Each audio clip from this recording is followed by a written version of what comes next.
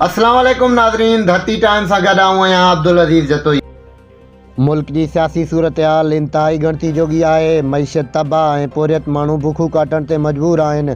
सियासी धुरनि सां गॾु समाजी तंज़ीमुनि लेखकनि सहाफ़ियुनि खे पंहिंजो किरदारु अदा करणु घुरिजे।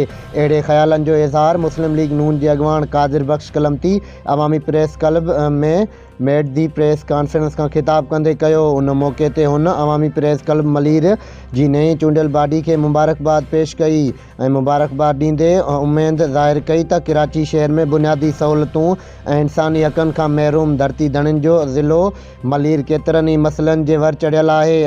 अवामी प्रेस क्लब जो किरदारु साराह जोॻियो आहे। उमेद आहे त हू पंहिंजे कलमी पोरियत अॻे खां वधीक ज़िम्मेवारी सां कंदा ऐं कादिर बख़्श कलमती जो चवणु हो त सुधरियल क़ौमूं ॾुखी हालतुनि में बि पंहिंजे वतन सां वफ़ा करे बुनियादी हक़नि जी हासिला लाइ जिदोजहद जारी रखंदियूं आहिनि। हुन ॾुखी घड़ी में जिते माण्हू ज़ात पात ऐं क़बीलनि में विराइजी कमज़ोर थी विया आहिनि, उते इल्म जी शमा ॿारनि माण्हुनि खे मुंझारे मां कढी सघे थो। हुन सिंध हुकूमत ते तनक़ीद कंदे चयो त अवामी मसइला मकानी इदारनि जे चूंडियल जे वसीले हल कया वेंदा, पर हिते मक़ामी चूंडनि खे मुसलसल बहराननि जे वर चढ़ायो वियो आहे। नौजवान अॻिते अचणु चाहिनि था पर संदसि रस्ता बंदि आहिनि। मुदे ख़ारिज माण्हू इक़्तिदार सां चिमड़ियल आहिनि, जन मां जान हाजी करणी पवंदी।